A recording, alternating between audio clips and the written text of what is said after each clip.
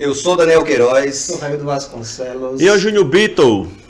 E hoje, cara, vamos falar de um movimento aí que deu o que falar, né? E é um tema recorrente aqui nas nossas conversas, né? A eterna disputa entre a tradição e a inovação. E a inovação, né? E isso em 1968. Chama a vinheta aí.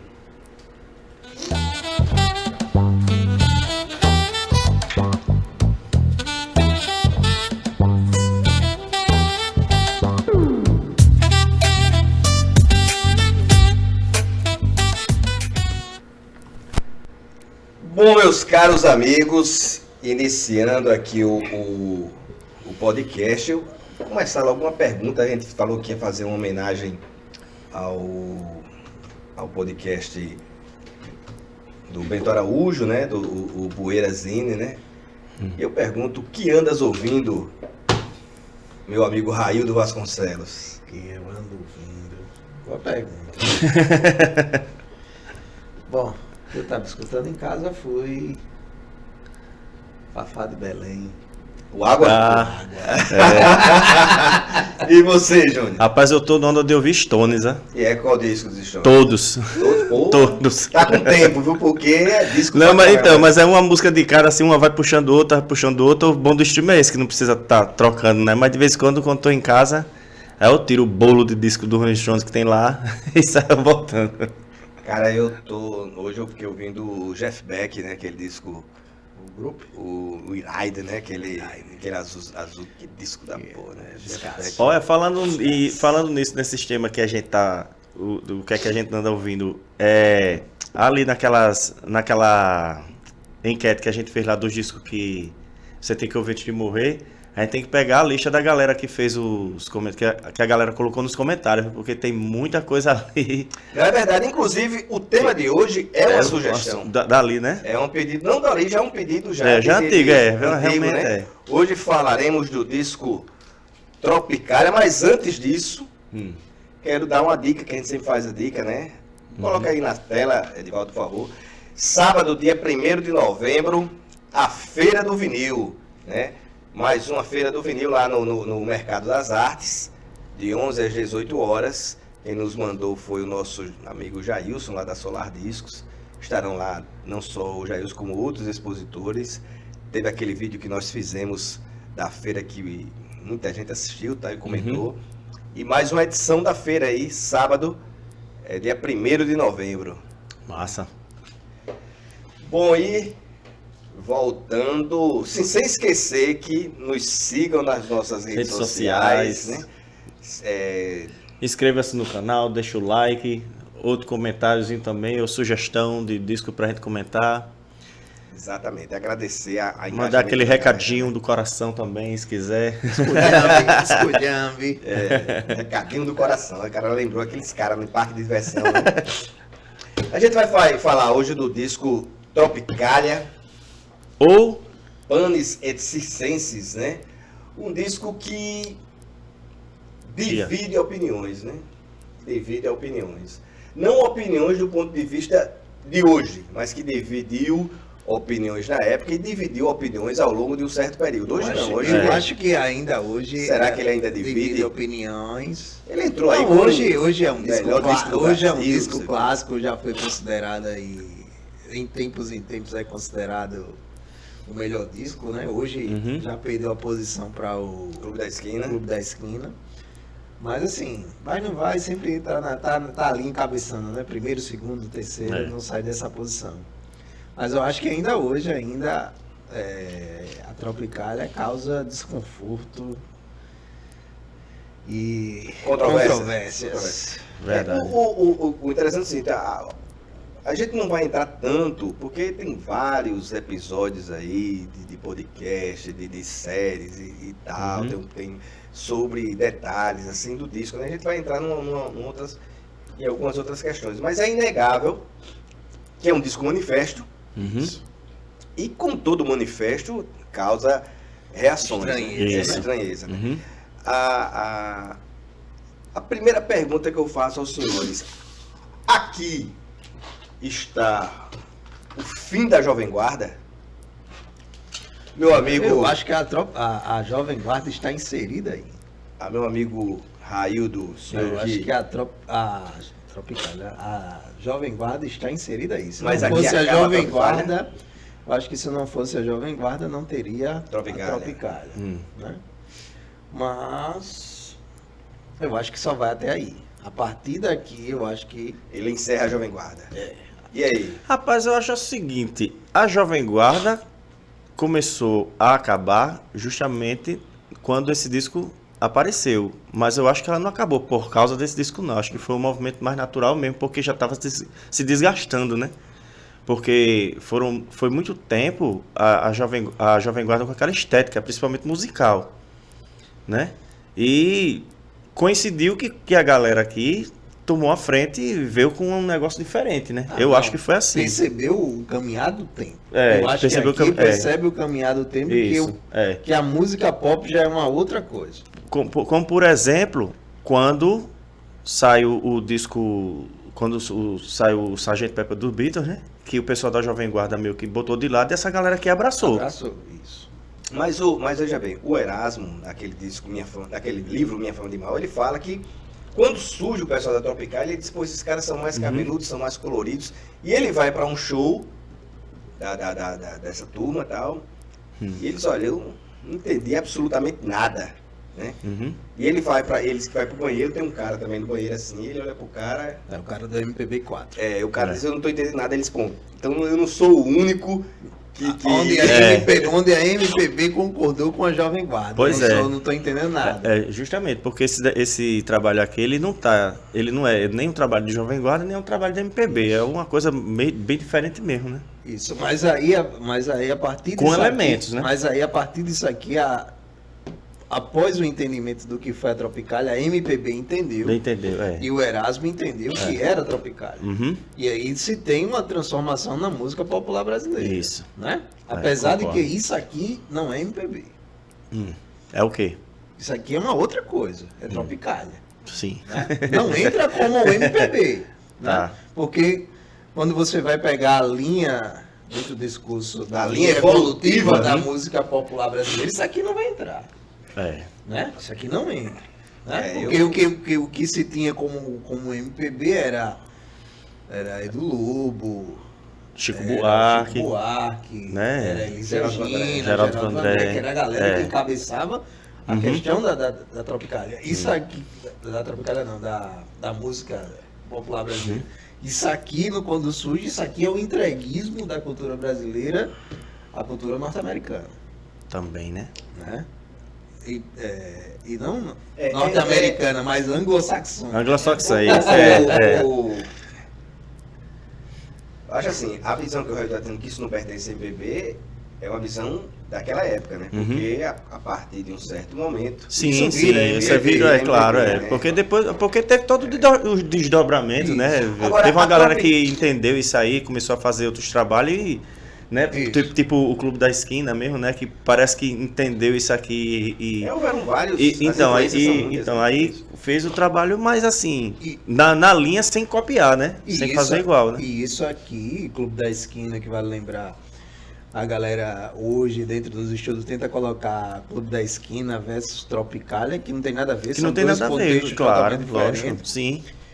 Mas o Milton já surge aqui, sim, né? Sim. Dentro desse momento, mas que até hoje como é que se diz? O Milton fala, se sente magoado por não ter feito parte, né? Não, por não ter sido valorizado nesse momento em que ele surge também, né? Porque a galera da Tropicália, o Caetano depois vai fazer o Meia Culpa lá no livro. Que ele começou com Travessia, né? Já foi um grande sucesso, né? E podia, né, ter feito parte desse movimento aí. Não parte, mas poderia ter dado um certo valor. E ele fala que ele foi meio descanteado, colocado ele de escanteio. O Caetano faz um meia-culpa, falando que não entendeu o Milton Nascimento, porque achava o Milton Nascimento parecido com o que o Edu Lobo estava fazendo. Pois é, sim, né? Sim.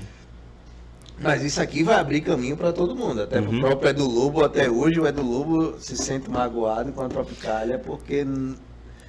Aí eu já entro em outra questão, assim, como é que essa galera que se sentiu magoada porque não fez parte disso aqui. Não se que fez parte, mas que não entendeu isso aqui, que isso foi uma desvirtuação do que estava se propondo. Porque, segundo o próprio Caetano, né, que foi o idealizador aí todo da ideia, ele disse que entrou em contato com muita gente e teve muita gente que não quis. Né? O próprio Edu Lobo.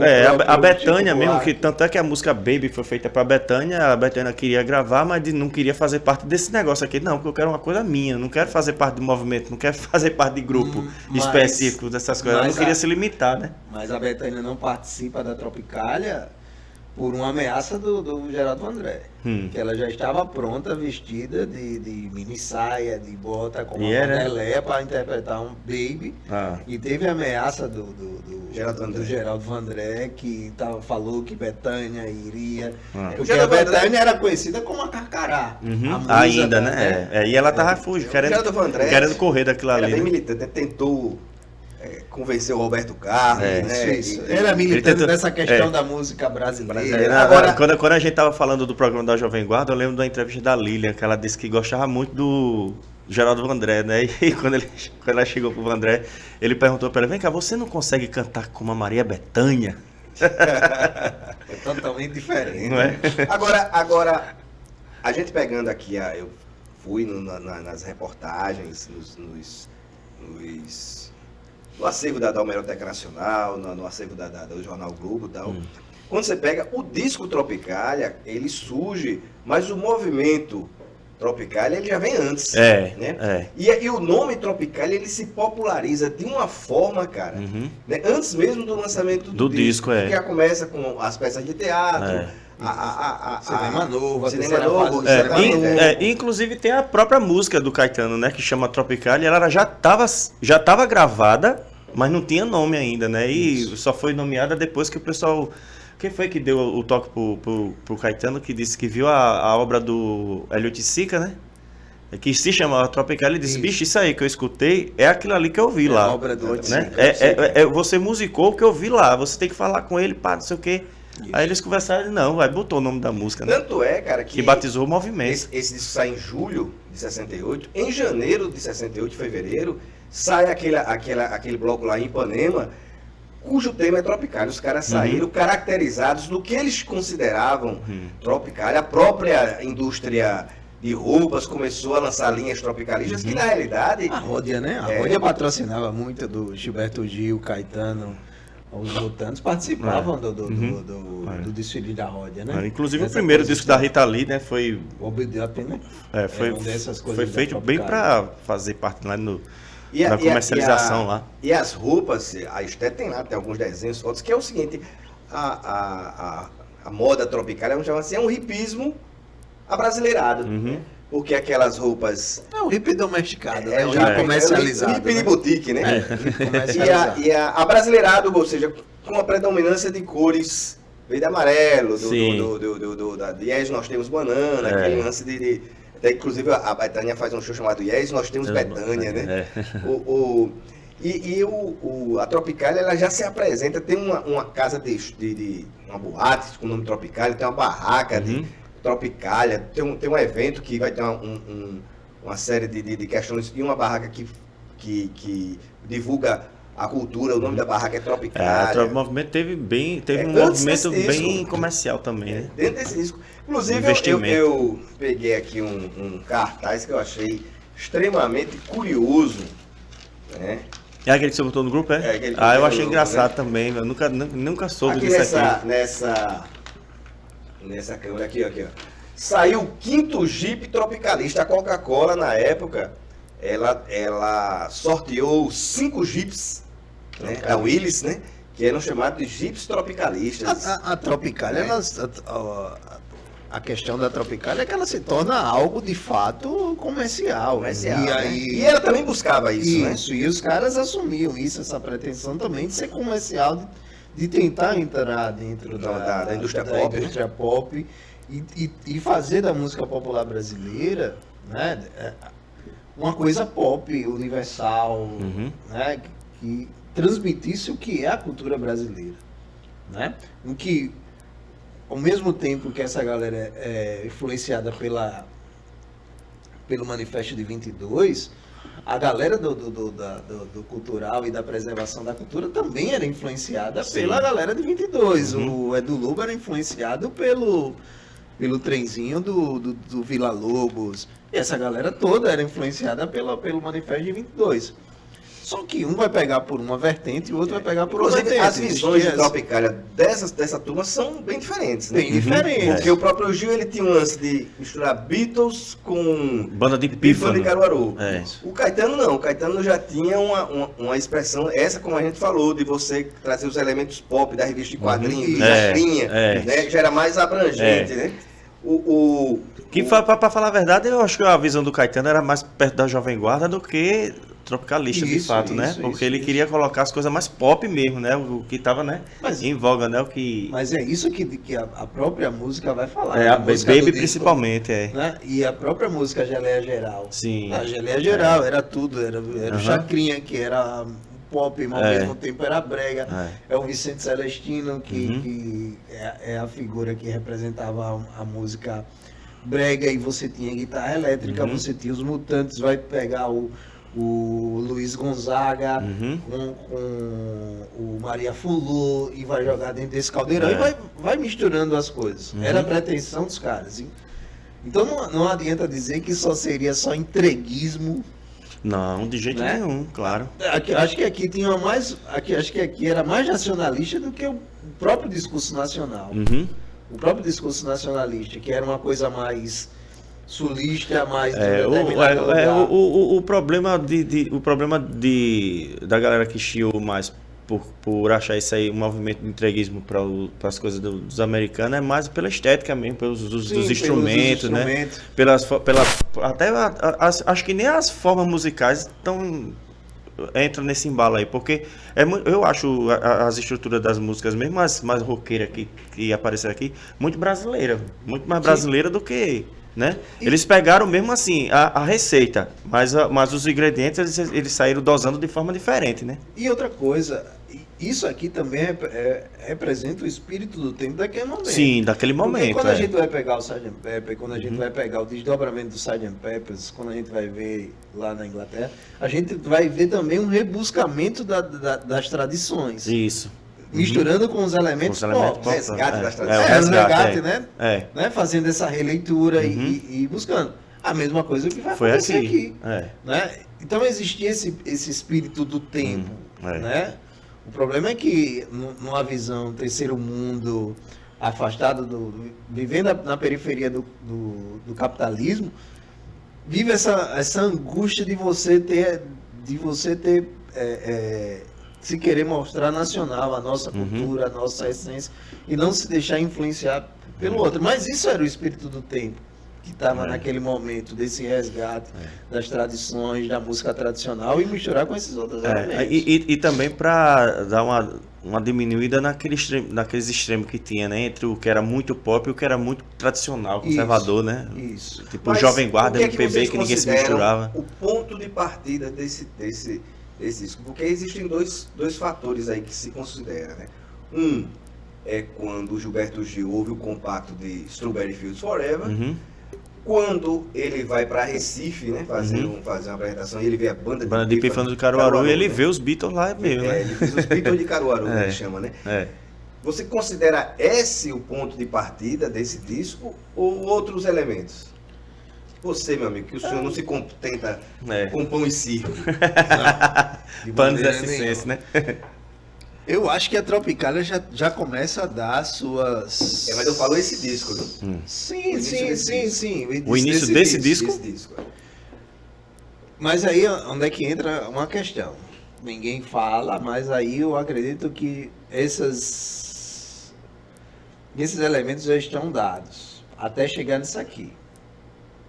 É o disco do Jorge Benjó, o Bidu, com os Fivers, que é que vai falar que o Jorge Benjó sai da Philips porque não estava vendendo nada, porque estava tradicional, e quando ele faz o Bidu, ele volta para a Philips porque esses caras pedem para ele voltar, porque está fazendo um som diferente, e os caras veem o tropicalismo. E tem um outro cara que a gente já falou, que é o Rony Von. Sim. Mas que já está dando esses elementos que vai estar aqui. O Bidu é da Philips? Não. Não, o Bidu Não, Odeon. Nem Odeon. Nem Odeon. Ele saiu... Eu tenho ele... Eu tenho a ele minha pela edição... Movie Play, que é esse CD. Não, o meu é pela... como é que chama aquela... Beverly. Beverly, mas só que eu acho que ela era tipo uma Copacabana, assim, alguma coisa... Porque continental, alguma coisa assim. É que quem toca são os Fibres, que eram da Odeon, sim. Mas eu acho que eles também faziam trabalho assim, né? Se não sair com o nome de Fibre. Então, assim... Mas tanto é que ele não está acreditado. Não tem crédito dos dos músicos no disco do Bidu. E esses elementos já estão dados para que isso acontecesse. Quando sai o disco do Ronivon lá, é 67? O primeiro, né? O Ronivon, o primeiro psicodélico dele, né? Ou é aquele volume 3? Porque o volume 3 já tem os mutantes lá, né? Já tem os mutantes lá. O volume 3. A gente falou dele, né? Mas o 67, mas ele sai antes desse disco aqui. Sai? Né? O que? O do Ronivon? Do Ronivon, capa... O psicodélico, né? Eu não sei se ele saiu primeiro.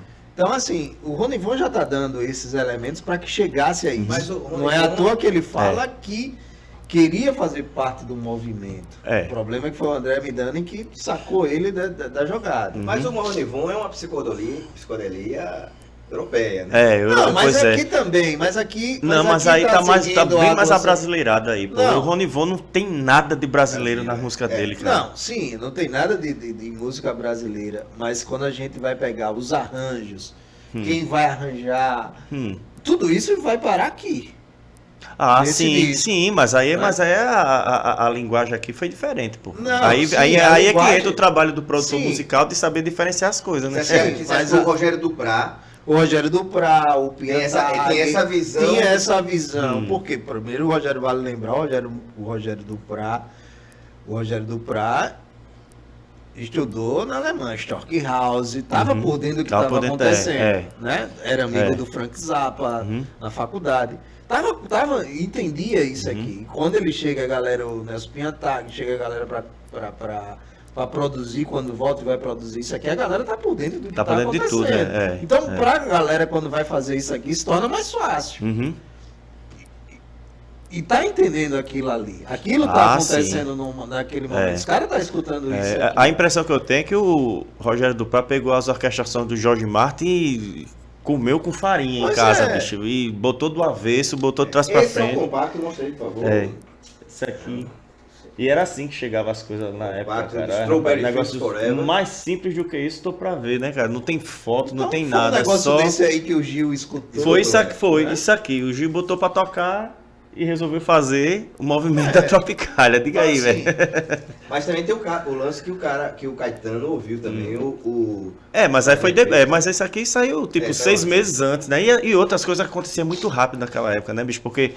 Isso é lançado em 66. Não, foi gravado em 66. Ele foi lançado em fevereiro de 67. Aqui demorou mais um pouquinho, né? E depois veio esse, né? Isso aí é em junho. Que o Caetano, o cara conta que o cara chegou pro Caetano, não sei quem foi, não sei se foi. Sabe, você tem que ouvir isso. Não sei se foi o André Midani fala. O André Midani fala que escutou o acetato, o Brian Epstein. Fez ele escutar o acetato da Inter Life. Sim. Né? Então, os caras estavam por dentro disso aí. O Ronivon antes, exatamente, porque o pai dele era piloto, né? Vivia viajando e trazia, porque as coisas chegavam aqui com 3, 4 meses de atraso. Ele pegava na época do lançamento, né? Quando o disco saía aqui, todo mundo, a galera que já tava conhecida ali, os Mutantes e tudo, já sabia a música do disco todinho de cor, sabia tocar e tudo, né? Antes do disco chegar nas lojas aqui. O Renato Barros não diz, né, que ele ouvia as músicas e lançava quando chegava... Quando chegava nos Beatles, o pessoal pensava que era do Record. Eu digo isso porque é o seguinte, em 67... veio fazer show no Brasil o Hermits, né? Que vem com uma banda britânica, da invasão britânica e tal, mas os caras chegam com som conservador, com um discurso conservador, os caras chegam fazendo declarações contra as drogas, não sei o quê, que digamos assim, é uma invasão britânica que não tem nada a ver com o psicodelismo. Né? Não, de jeito nenhum, não. Os Hermanos Hermits, exatamente, é isso que eu ia dizer. Os Hermanos Hermits vieram aqui em 67 fazer um show que eles deviam ter feito em 63. Isso. Que é onde começou o negócio da invasão britânica, o Iê, Iê, Iê, né? Eles ficaram eternamente, né, com o som do Iê, Iê, Iê. Veio o psicodelismo, vieram os hippies, veio o hard rock no começo dos anos 70 e os Hermanos Hermits continuaram no Iê, Iê, Iê. Até o The Hollies, ele se modifica, né? Mas o Hermanos Hermits não. Não. Então você considera que o ponto inicial é essa questão aí do Gilberto Gil? Não, eu acho que já vinha coisas antes do Você falou do Bidu, do Ronivon, acho que esses o negócio já estava sendo pavimentado já. Para que chegasse isso aí, outra coisa. A gente vale lembrar também que isso aqui também tem uma grande influência do movimento da pilantragem. Sim. Com o Wilson Simonal, quem era o orquestrador? Erlon Chaves. Erlon Chaves, já vinha com aquela coisa... E o Carlos Imperial, né? Carlos Imperial. E a galera já vinha trabalhando dentro das questões de orquestração, dentro de toda aquela coisa da pilantragem, como é que se diz? Da vinhetazinha, da resenha e tal. Isso. Então, isso tudo vai influenciar, isso tudo vai passar pelo ouvido da galera. Né? Agora, isso é importante se falar também. O Tropicália também ele traz, como o Raildo falou, a questão do resgate. E assim, o curioso é que ele traz o Vicente Celestino, né? Sim. Que era um cantor que estava ali praticamente esquecido. E o Vicente Celestino, talvez, entre os artistas eruditos, né, lírico, ele é um cantor lírico, né? Foi um dos que teve mais popularidade no Brasil. Tem filme dele, o Ébrio e tal, né? E ele fez algumas apresentações em TV junto com os caras da Tropicália. E dois fatos assim chamam a atenção. Um primeiro é o choque de gerações, né? Numa dessas aí tinha um Jesus negro, inclusive fixo com Jesus negro, e o Vicente Celestino chegou pro Gilberto Gil e ficou revoltado com isso, não sei o quê. E até o Gilberto Gil disse, rapaz, me chamou a atenção a forma como ele ficou indignado com aquilo. Quem vai dar a resposta a isso vai ser o Tony Tornado. Depois. Né? E outro é o seguinte, quando o Vicente Celestino ele volta, né, a apresentações, é quando ele vai fazer a apresentação junto com os caras e sofre um acidente que vitimou ele. Quer dizer, ele sai de um certo ostracismo, volta à popularidade e fatalmente, né? E também vale lembrar aqui o resgate de muita coisa. Aqui vai ser o resgate Jacques do Pandeiro, Luiz Gonzaga. Das tradições, né? Não nesse disco especificamente. Sim, mas ele chama, né? Ele chama a atenção. Vai ser o resgate disso. Tem a questão da poesia concreta, que você vê no Bate Macumba, né? Agora você até porque eu acho que é bom também lembrar o que é que estava acontecendo na época que esse disco estava saindo, né? Em termos de Brasil? Sim, porque quem estava fazendo muito sucesso na época ainda era Roberto Carlos, né? Claro, né? Aguinaldo Timóteo, Altemar Dutra, né? Que é aquilo que o Raul fala, né? De um lado você ouvia Beatles e do outro Aguinaldo Timóteo. Né? Não é? Pois é, você vê como é que o choque foi uma pororoca, né? Não, e assim... que aconteceu aí. E assim, a gente sai de uma televisão preto e branco para uma televisão colorida. Aqui ainda não. Mas eu estou dizendo o seguinte, assim como o Sgt. Pepper, você sai de um mundo preto e branco para um mundo colorido. A Tropicália traz esse mundo colorido, assim como o Sgt. Pepper vai trazer esse mundo colorido. Por isso que quando você me perguntou no grupo o Panesicicense é o Tropicália da música popular brasileira, o Sgt. Pepper, né? É o Sgt. Pepper, a gente já falou isso, né, nesse festival em 67, quando o Geraldo Vandré vai falar. Recomendo ver aqui. Cadê? Aí, ó. Uma Noite em 67, né? Quando o Geraldo Vandré e o Chico Buarque chegam pro Roberto Carlos para ele fazer música brasileira e tal, o Roberto Carlos fica realmente convencido e vai falar com o Evandro Ribeiro, né? E o Evandro Ribeiro, não sei o quê, e o Roberto Carlos fica assim.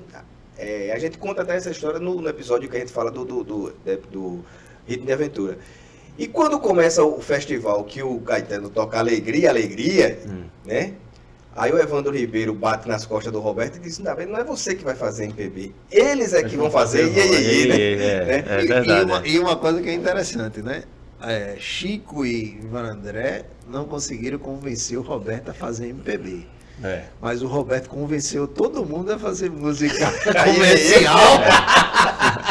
Mas o Roberto cantou MPB no festival, né? Que Maria Carnaval e Cinza, né? Não, mas ninguém convenceu o Roberto Carlos a fazer MPB. Ele virou um cantor romântico. Mas o Roberto Carlos influenciou todo mundo a fazer música romântica. Foi o Fagner que fazia o som experimental. Foi a Fafá de Belém, foi não sei quem. Agora, nas minhas pesquisas, o que me chamou a atenção muito foi a reação da galera em Tropicália, né? Eu vou primeiro ler aqui um texto do Stanislau Ponte Preta, né? Que é uma história, né? O texto aqui, tá aqui na câmera. O que é Tropicália? Eu vi rapaz, olha o lettering do nome do cara, bicho, extremamente psicodélico. Total, velho. Esse texto saiu na revista O Cruzeiro, em 68 e tal. É uma história, não vou falar detalhes, bem escrita e tal, que é o seguinte, a criança perguntando criança pergunta, pai, o que é Tropicália, né? Eu lembro disso. E o pai começa a dizer, não, mas a sua mãe aí a mãe dele disse, não, mas eu também não sei o que é Tropicália. Aí vocês não sabem, o cara fica indignado, né? Bate na mesa, vou embora, tal. Aí parece que o filho diz, se você tá assim é porque você não sabe, mas enfim. Mas o que é Tropicália? Ainda hoje se tem essa Aí no final, ele volta pra sala, né? E diz, Tropicália, a conclusão final do texto, né? Tropicália é a versão nacional do movimento de exaltação aos costumes tradicionais iniciados na Europa. Respiraram todos aliviados. Coisa de europeu, perceberam? Querem introduzir no Brasil. É mais um estrangeirismo. Né? O discurso nacionalista. Aí, veja bem, o Plínio... aquele, não sei o que Plínio, que é cineasta. Não. Esqueci. Não tô lembrado não, o nome dele não. Ele faz a resposta, ele diz salve Caetano e salve Stanislau Ponte Preta.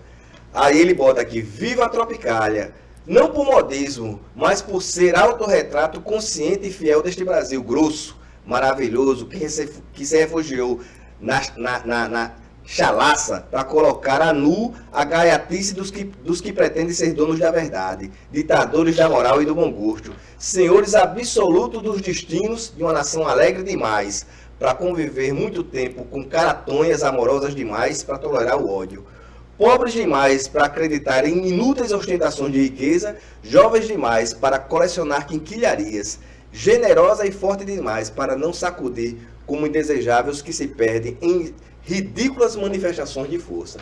Ele faz aqui um manifesto contra o que Isso, eu concordo com essa... Com o Stanislau, né? Com essa... Mas ele começa... Não, tô dizendo ele é contra salve Stanislau e salve Caetano. Porque a Tropicália veio para isso. Para confundir. Mas é aquela...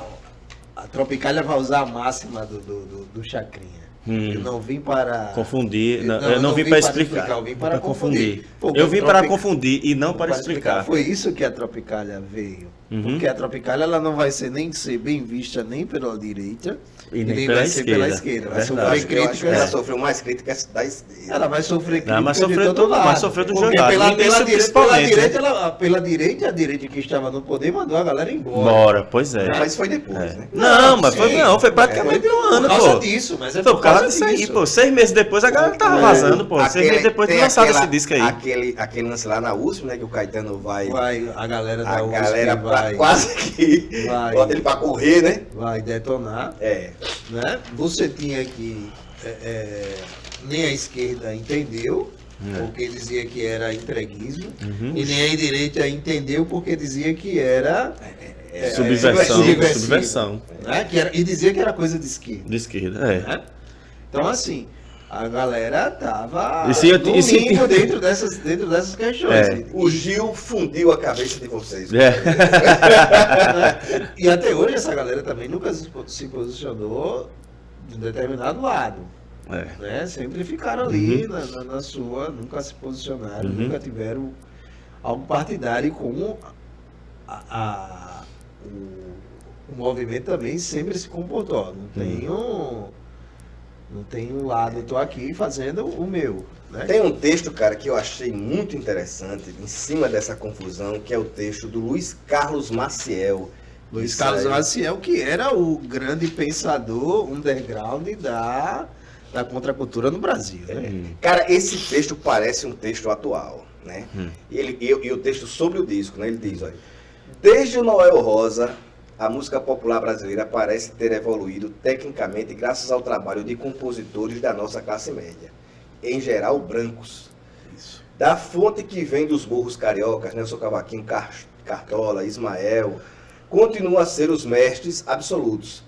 Mas seus sucessores mais jovens, Zequete, Elton Medeiros, até mesmo Paulinho de Viola, não inovaram grande coisa na música dos mais velhos. Seguem-lhes os passos, respeitando-lhes as suas composições, nas mesmas estruturas e mesmo espírito. Este fenômeno, ao que parece, é responsável pelo purismo de alguns dos nossos melhores críticos da música popular. É oposto ao que se verificou no jazz norte-americano, onde a música de Louis Armstrong acabou em resultar em um Charlie Parker. E desde aí ele falou dos artistas do jazz, né?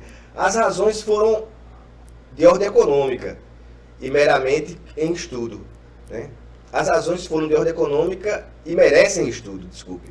Não há dúvidas que a pureza do samba dos nossos crioulos tem muito a ver com a camisa de força que lhes foi imposta pela indústria de discos, o rádio e a televisão. Que não permite essa galera ter uma inovação, tem que seguir a tradição. Ficou, portanto, para a classe média branca, nascida em berços mais confortáveis, a tarefa da inovação. Foram compositores brancos de classe média que inventaram todo tipo de modernização da música popular brasileira. O caso da Bossa Nova é típico. Uma das suas raízes foram os discos do jazz que começaram a chegar no Brasil na segunda metade da década de 50. Só uma pausa aí.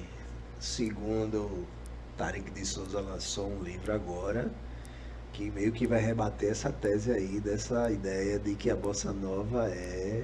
Influência do jazz. Não, influência branca, Zona Sul. Tarek de Souza lançou um livro. Ele vai de encontro ao Tiorão, né? Tarek de Souza está levando em conta agora, dentro do seu livro novo agora, que a Bossa Nova nasce no morro. Nasce na região norte, não na região sul. Bom, aí ele diz, nos últimos tempos o fenômeno repetiu-se para resultar no elogiado, atacado, mas quase sempre incompreendido movimento tropicalista, sob a liderança, pelo menos em termos de talento musical, de Caetano Veloso. Um grupo de jovens de classe média, vindo da Bahia, ouviram os discos dos Beatles, verificaram a camisa de força imposta ao samba tradicional, avaliaram criticamente a indústria dos subprodutos do Iê nacional e os conduziu corretamente à avaliação crítica de outros subprodutos da música popular brasileira. Recolheram o legado da Bossa Nova, reconhecendo-se nela e tentaram enquadrar tudo numa perspectiva cultural justa. Seu objetivo era a crítica, resultava encontrar a forma de fazê-la, e eles a encontraram. A prova, este LP Tropicália, né, representa uma inovação na MPB mais profunda do que a Bossa Nova, porque sua perspectiva não é do puro interesse musical, mas de uma série de interesses de ordem cultural mais ampla. Sim. É um desafio vigoroso, criativo, a camisa de força, a vigência, a subprodutos e a complacência bossa novista. É uma luta desfechada do próprio terreno do inimigo, com as armas que eles escolheram. A ousadia é grande, mas ao ouvir-se o disco, tem-se a impressão de uma vitória completa. Desde o coração materno cantado por Caetano Veloso, com a unção do grande intérprete, que ele não precisava ser, até o coro do hino do Senhor do Bonfim da Bahia, que equivale a um verdadeiro manifesto de engajamento. Não importa esse disco exatamente faixa a faixa, é preciso entender sua mensagem global. Antes de mais nada, sua tentativa pode, por uma questão de perspectiva de arte, na música popular, é um irmão legítimo do cinema de Glauber Rocha e do teatro de José Carlos Martínez Cozinha. Quer dizer, é o texto do Luiz Carlos Maciel, um texto atualíssimo, que Esse saiu na época, esse aí? Saiu na época. Pô, surpreendente, porque esse disco foi muito criticado, né? Cara, eu tive muita dificuldade de encontrar um texto que elogiasse esse disco. Eu trouxe esse, tá vendo? Mas a maioria da galera mete o pau. E outra coisa, não só mete o pau, como... o disco não foi cumprido. Ele é tratado em alguns momentos como o Stanislau Ponte Preta diz aqui, né? O disco foi tratado de forma preconceituosa e os participantes também foram tratados de forma preconceituosa. É a partir daqui que surge também o termo baianos. Sim. Né? Dos baianos que estão chegando, fazendo uma referência dos baianos, os bárbaros. Sim. Os selvagens. Eles são os mais doces bárbaros. Os mais doces bárbaros por causa desse termo do baianos. Né? Os bárbaros indo dos baianos, os bárbaros do Nordeste invadindo o Sul. Sim. Né? E isso aqui vai ser um impacto. Isso aqui, se a gente levar em consideração, isso aqui tem um impacto regional. Sim, total. Total. De uma transformação. Porque exatamente, né? Mas não é isso. É porque nessa época aqui, o que dominava a música na época era Eixo Rio-São Paulo. Isso. Acabou-se. E o que é que esses caras, esses bárbaros vindo do Nordeste, subproduto, né, dentro de uma construção ideológica, social e regional, de uma coisa atrasada, esses caras vêm trazendo essa inovação. Isso é um impacto exatamente. Dentro de uma visão sulista. Essa aqui foi a primeira manifestação de mistura mesmo de outras regiões que invadiu mesmo o eixo Rio-São Paulo, né? Isso. Que era que dominava na época. Indo para o disco, vocês acham esse disco bem gravado? Não. Rapaz, assim... Eu achei ele bem produzido, né? Mas bem gravado, não. Faltou, por causa da qualidade, por causa das questões técnicas da época, né, bicho? Mas a galera que tem aqui... discos dessa época melhores gravados. Sim, tem, mas com o tipo de arranjo que esse disco tem, acho difícil. O próprio disco do Rony Von, eu acho ele bem melhor gravado. Sim, mas o disco do Rony Von não tem os arranjos que esse disco tem, cara. Tem a orquestração. Né? Tem, mas não é que nem aqui. Aqui tem muita coisa, bicho. Você pega o disco Isso aqui, o Inimitável, é melhor gravado que esse. Sim, mas o Inimitável tem o quê? Baixo, guitarra, bateria e orquestra. Esse aqui tem mais coisa, pô. Isso aqui tem efeito, tem coro, tem corte de edição, tem efeitos fora de questão musical. E talvez a intenção fosse essa também. Sim. Não, mas eu acho que não. Eu acho que não. Eu acho que não. Eu acho que não teve a intenção de ficar ruim, não, porque eu acho que o que ficou assim, mas aí é que tá. Eu acho que foi a questão da limitação técnica da época mesmo, assim, porque, por exemplo, o Sgt. Pepper foi gravado numa mesa de 4 canais, pô, e aí tem uma orquestra de 50 músicos. Sim. E outra, tipo, tem numa música só, você tem 3, 4 guitarras do George Harrison, uma gravada por cima da outra, cada uma fazendo um negócio diferente. Isso desgasta a fita, né? Isso tem todo um processo de desgaste natural da coisa por causa da física mesmo, pô. E você vê, né? Lá, que é coisa de primeiro mundo, já tem essa dificuldade. Imagina aqui. Tem essas coisas também.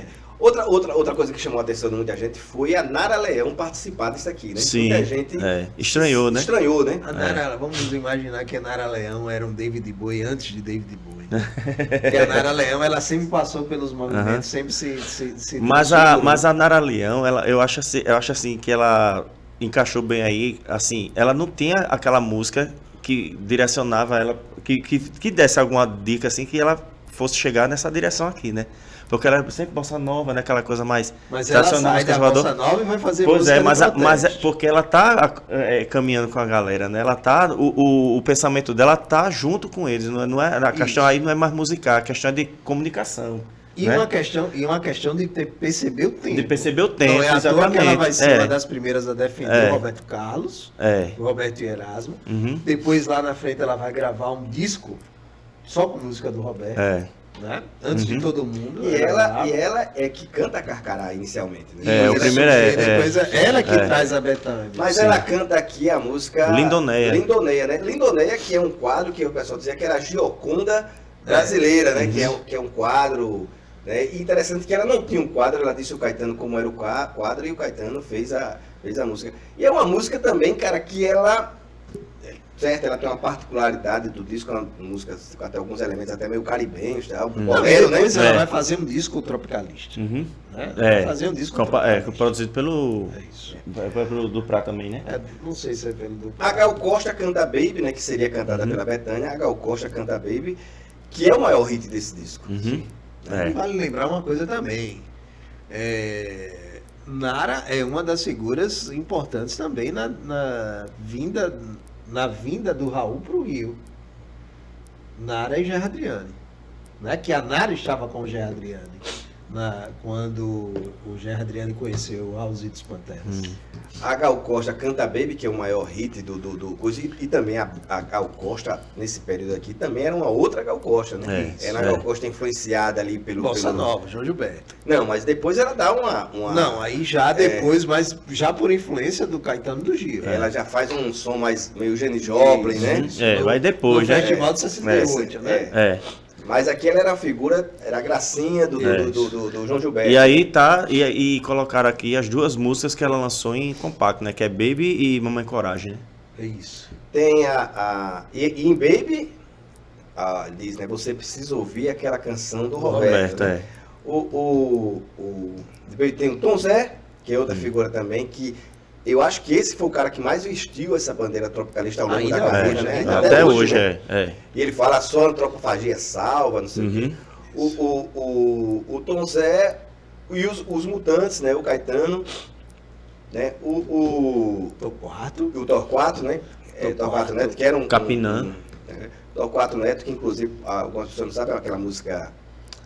Cajuína, né? O é pra ele. O pai dele. É o pai dele, Não, pra ele, né? É pra ele? Porque é o pai dele que vai conversar com o Caetano. E dá uma cajuína pra ele e começam a lembrar do Torquato, né? Que também é o autor daquela música Go Back, né? Os Titãs gravaram, né? E o maestro Rogério Duprá, que é a grande figura da Tropicália. Tanto é que no disco, a gente já falou desse disco, Construção, ele é que vai fazer os arranjos do disco do Chico Buarque, justamente porque o Chico Buarque vinha recebendo aquela crítica do samba tradicional, conservador, velho, né, antigo. E ele chama o Rogério Duprá para fazer os arranjos que fogem daquela questão tradicional. Uma coisa sobre o Torquato,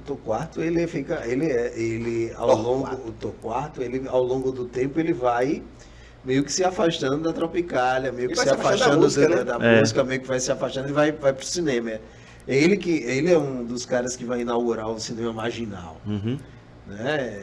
E ele que leva a Gal para as conversas dele com a Gal é que leva também ela para um cenário mais psicodélico, mais inovador. Porque né? o Torquato era o cara que tinha mais a visão poética e a visão era o cara mais antenado com essa coisa da evolução da coisa.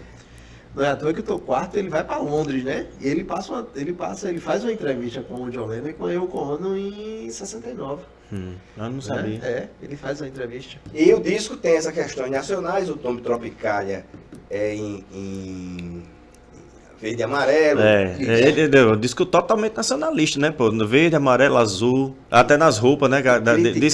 Diz que foi a ideia da Rita Lee, né? De predominar, assim, a coloração verde e amarela na vestimenta da galera, né? Não, aí é o quadro da família tradicional, né? Mas o Gilberto Gil tá aqui igual o Oswaldo de Andrade, né? Tá na mesma posição do Oswaldo de Andrade, né? Isso. Gilberto Gil e o... É uma foto de família, né? Toda vez que eu vejo essa foto de família, eu lembro da abertura da novela Éramos Seis. Eu li o livro naquela série Vagalume, né? Vagalume. Mas o José Carlos Oliveira faz um texto, e é um texto muito curioso, né? Ele diz assim, esse movimento Tropicália ou tropicalismo é muito mais importante do que vocês pensam. Por enquanto, ele se manifesta em um texto desarticulado entre a informação e a publicidade. Ainda assim, tem valor. Se uma ordem internacional de tempos hippies ou psicodélicos, também podemos inventar a nossa própria ordem. Ou seja, ele vai para aquela linha do que é o hipismo e psicodelismo brasileiro, né? Mas o tropicalismo vai mais fundo. Estamos reencontrando a originalidade que os modernistas de São Paulo ensinaram. Psicologicamente, chegamos à maturidade. Tropicália é o modo brasileiro de ser afetivo, de gostar de si mesmo. Assim, ninguém precisa ser compositor ou artista para aderir. Tropicalismo é o Brazilian Way of Life. Comer galinha ao molho pardo aos domingos, depois goiabada cascão com queijo Minas, eis o tropicalismo, 2 namorados que se enlaçam na pracinha diante de máquinas fotográficas, lambe-lambe, pode haver coisa mais linda? No ônibus a moça abre a bolsa e apanha o espelho do qual examinará o próprio rosto. Até aí nada demais, mas acontece que o espelho é redondo e nas costas tem um escudo de um time de futebol. Isso é tropicalismo. A bandeira brasileira, o verde, amarelo e azul, o branco. É legal as pampas. Tem o verde das nossas matas, o amarelo do nosso ouro, o azul do nosso céu e o branco do terno branco dos fazendeiros que visitando o Rio se hospedaram no hotel na Cinelândia. Se quiserem saber por que meu fã do meu país, responde: em primeiro lugar, por nascer aqui. Em seguida, porque meu país é lindo. Olha que céu, olha que mar, olha que luzes. Tropicalismo ou maturidade, reconquista nacional. Somos bonitos. Cada um de nós tem um dente de ouro. Nós temos um lenço branco no paletó. Desejamos estender o braço à moça da praça para que ela se sente no banco da praça. Nossa namorada ficará linda depois de fazer uma ondulação permanente. Passatempo nacional.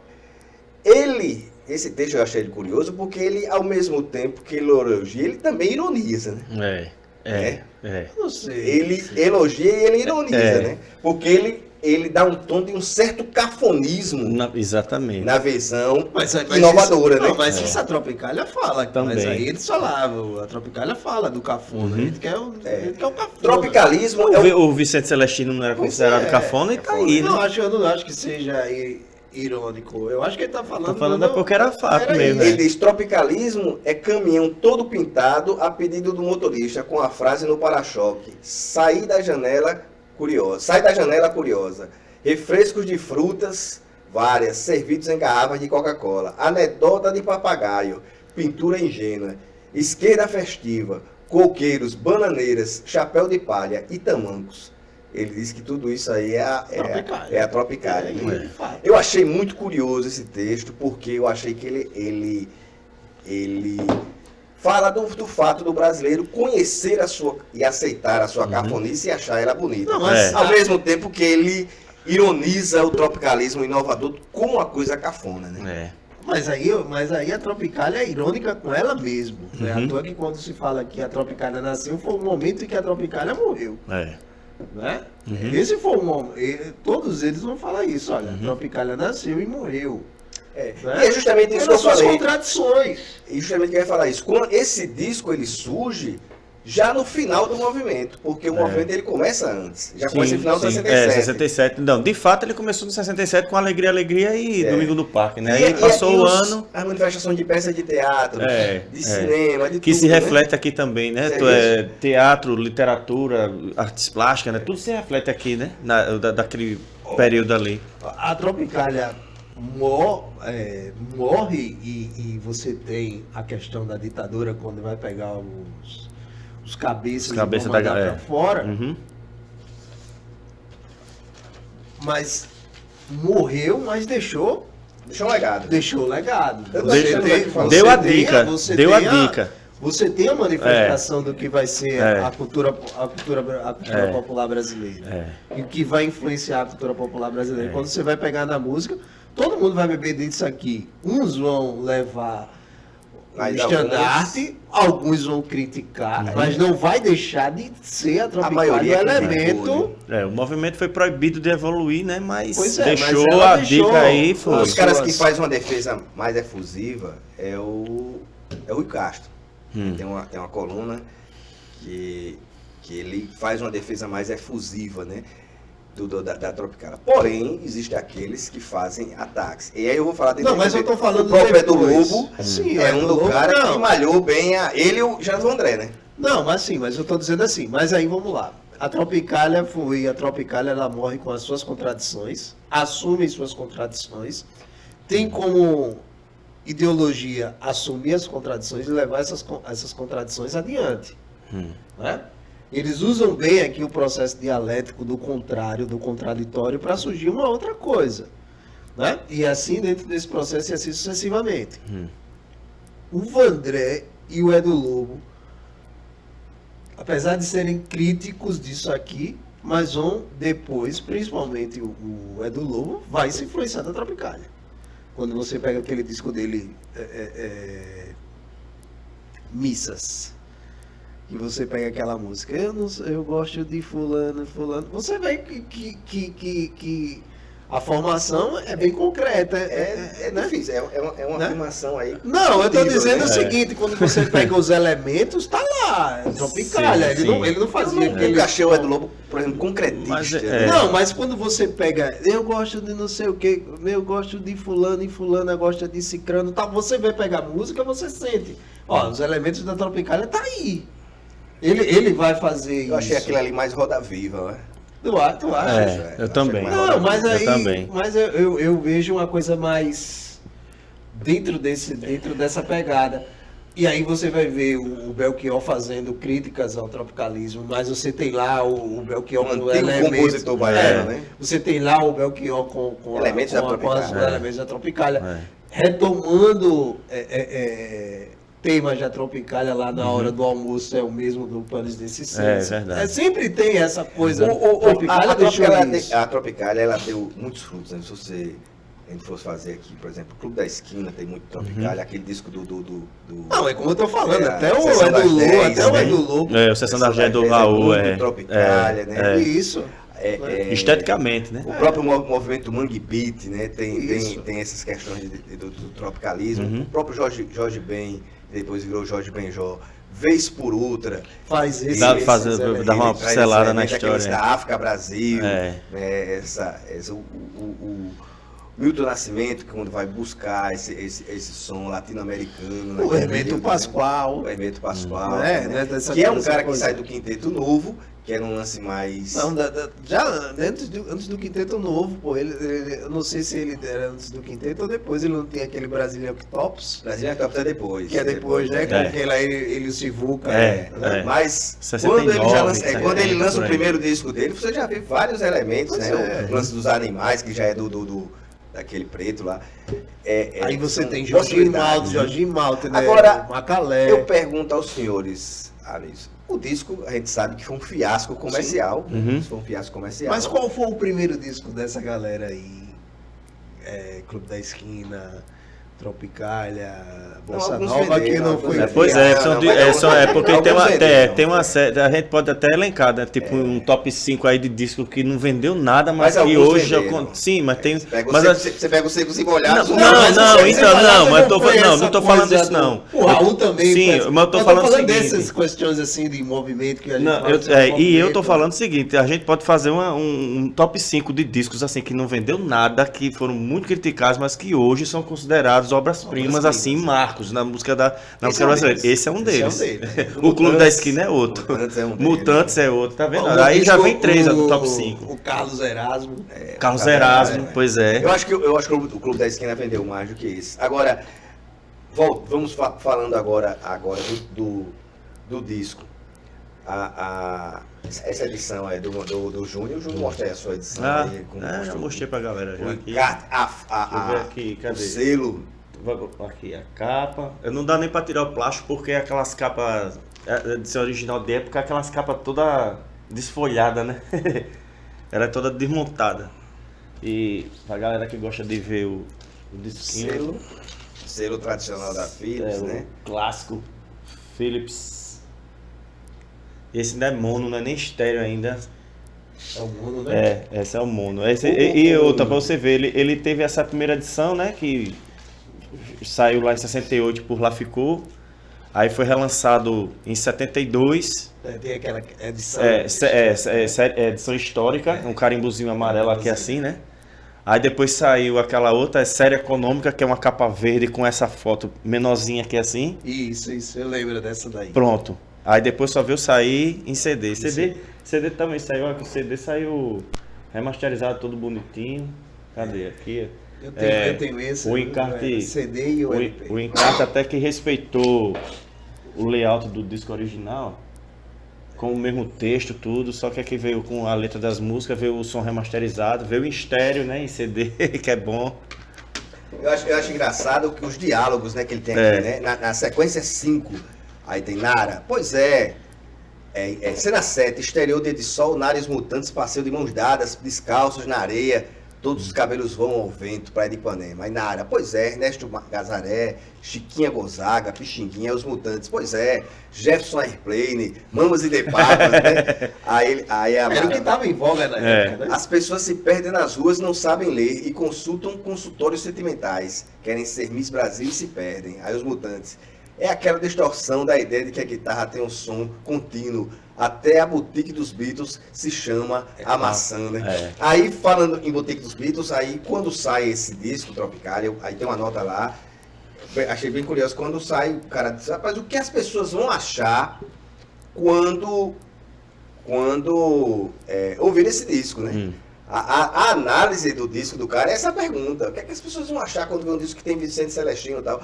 Aí em outra matéria, o cara disse que o Roberto Carlos ganha Sanremo, né, em 68, né? E tá rolando aqui a Tropicália e o Roberto Carlos está lá na Europa, né? Aí o cara disse, rapaz, conta-se que o Roberto Carlos passou na boutique dos Beatles, comprou um monte de roupa, tal. Qual vai ser o impacto quando ele chegar no Brasil e ver que está rolando a Tropicália? As pessoas ficaram curiosas em saber o que as pessoas achariam ao ver esse disco. E na realidade, a maioria das respostas foram extremamente negativas. É verdade. Extremamente negativas. Mas eu não lembro de ter visto alguma entrevista do Roberto Carlos. Não. Ele não toca no disco, não. Ele só, o pessoal fala assim, usa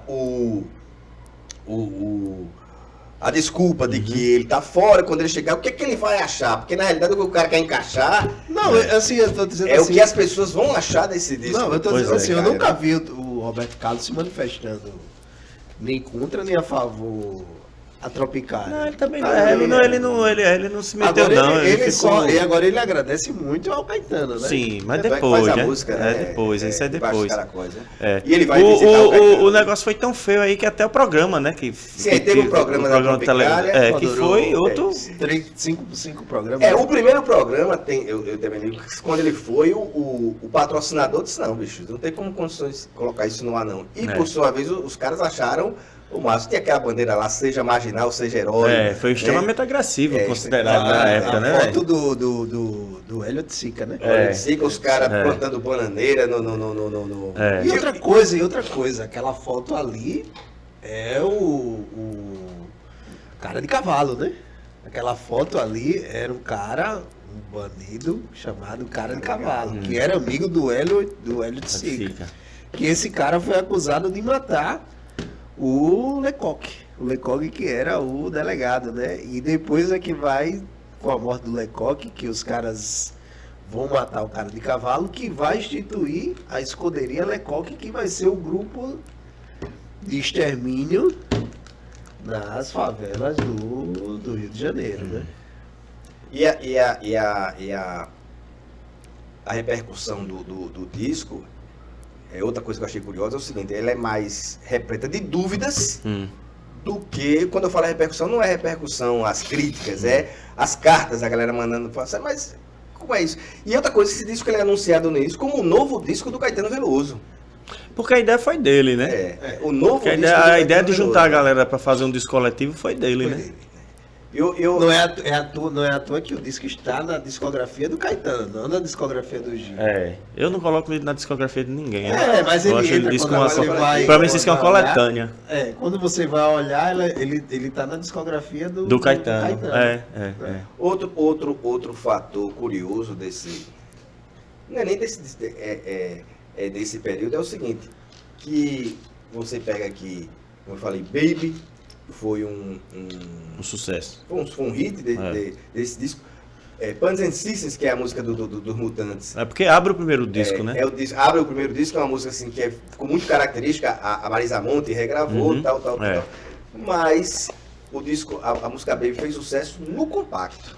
No disco da Gal, né? No disco da Gal, até os Mutantes também regravam. Eu tava até comentando com vocês no grupo isso aqui, porque eu disse assim, eu escuto esse disco e vou escutar o disco da galera que foi lançado no mesmo tempo que dele aqui. O primeiro do Gil, né? O primeiro do Caetano, o primeiro da Gal, o disco Tropicalista, né? Da Nara, o primeiro dos Mutantes, o primeiro do Tom Zé. Eu acho que esse disco ele saiu parece que ele já saiu ultrapassado.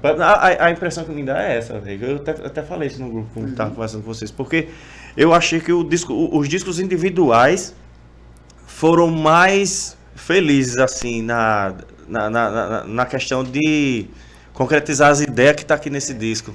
Sabe? Porque esse disco é um manifesto, né? Num dos diálogos, o Torquato diz: será que o Câmara Cascudo vai pensar que nós estamos querendo dizer que o Bumba Meu Boi e Ei Ei Ei são as mesmas coisas? Aí a Gal diz: eu trouxe o Superboy, a Luluzinha, o Gibi, o Patinho, o Zé Carioca, aí o povo, né? Queremos uma vitrola enxovalhada, uma vitrola enxovalhada, uma vitrola enxovalhada. São uns discursos assim meio psicodélicos e tal. Seria, e o Raio já disse, né, que seria a psicodelia brasileira, ou seria o Sgt. Pepper's brasileiro. Você concorda com o Raildo? Bicho, eu nem sei, cara. Às vezes sim, às vezes não. Mas porque, por exemplo, assim, eu tenho pra mim que o Sgt. Pepper não é o melhor disco dos Beatles, mas não, Mas aí não tá nem questionando a questão do melhor, né? Então, mas é o disco mais, assim... Pra mim pode ser... O elemento da inovação, pra mim, né? pode ser o disco mais importante da história do rock, né? Assim, dos elementos do pop. É um disco que quebra paradigma. O Planos Resistência era pra ter sido o Sgt. Pepper daqui, mas eu acho que ainda não foi, cara. Eu acho que aqui não tem o Sgt. Pepper no Brasil. Mas qual é o disco que quebra paradigma da música brasileira? Não sei, cara. Eu acho que até o primeiro dos Mutantes quebra mais do que esse, porque ele conversou mais com os artistas, no caso, né? Mas o Mutantes está inserido aonde? Ah, sim, ele tá aqui, mas não sabe, mas ele não é lembrado daquele, ele é lembrado dele. Não, eu não sei, velho. Você é lembrado. Eu acho que o Mutantes, ele é visto aqui, pra depois vir o Mutantes. O disco não, Mutantes. Eu vi primeiro Mutantes lá, depois isso que eu vi aqui. Então. Acho que os Mutantes é visto dentro de um contexto e lá quando você tem a quebra do movimento tropicalista, você tem o Mutantes só. Uma das raras vezes, eu concordo com o Raildo, uma das raríssimas vezes que isso acontece. Daqui a pouco o cara vai botar ali o... eu acho que eu também entendo dessa forma. O Tropicalia é um disco que quebra paradigmas, divide opiniões, é discutível até hoje. A sua importância em diversos momentos foi superestimada, outras subestimada. Às vezes ele é tido como a pilantragem, como uma coisa né, passageira, outras vezes ele é tido. Tanto é que os caras lançam o Tropicalia 2. Isso, e aí já... Né, já 93, não tem mais, né? Já não tem mais a... Como aconteceu com o Clube da Esquina 2 e todas as outras tentativas. O volume 2 é sempre complicado, né? Não, mas ali até dá pra você entender o Clube da Esquina 2. Mas o Tropicalia 2 é outra coisa, foi tentar emular uma coisa que já tinha passado. O Clube da Esquina 2 ele não tinha essa pretensão, mas o Tropicalia 2 sim. Né? E aí ele tenta jogar novamente essa coisa. Mas ali já tinha passado tempo. Aqui é o espírito de um tempo. E é por isso que eu digo, aqui é o quebra do paradigma aqui no Brasil, assim como foi o Sgt. Pepper na Inglaterra. Né? Essa coisa. Meu amigo Raildo, o senhor que não é um guarda noturno, mas estamos já chegando à noite. Suas dicas. A minha dica tem essa aqui do Brutalidade Jardim, a Tropicalia e o surgimento da contracultura brasileira. Isso aqui é o pesquisador... É um trabalho acadêmico? É um trabalho acadêmico, um pesquisador norte-americano, Christopher Dunn. Esse cara vai fazer um estudo sobre a Tropicalia e o movimento de contracultura no Brasil. E ele tem um outro livro, mas que não saiu no Brasil, que é o... E a capa é a Calçada de Copacabana. Que é a contracultura no Brasil. Caminhante Noturno. A contracultura no Brasil. Esse eu ainda estou esperando ver se sai a tradução. Para se entender o que estava ocorrendo no Brasil, tem esses dois documentários aqui. Excelentes, diga-se. Uma Noite 67 e o Tropicalia. O Tropicalia termina um, começa o outro. São como se fossem documentários irmãos. Tem aqui um outro livro aqui. Tropicaus. O Tropicaus, que é do Rogério Duarte, que é o cara das capas da Tropicalia, tanto musical quanto do cinema, né? Fez a capa do Terra em Trânsito, do Glauber Rocha, e tem um livro ali. Esse é o clássico.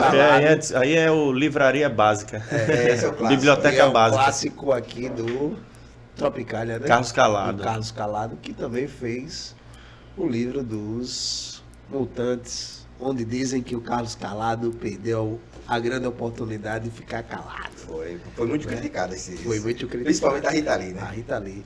E se o Carlos Calado perdeu a oportunidade de ficar calado, a Rita Lee perdeu a oportunidade de falar mais. Mas eu digo sim ao não, né? Não, é proibido proibir. Mas eu digo não ao não, né? Digo não ao não. Não ao não, claro. É proibido proibir. Valeu, galera. Um abraço. Falou, tchau, tchau.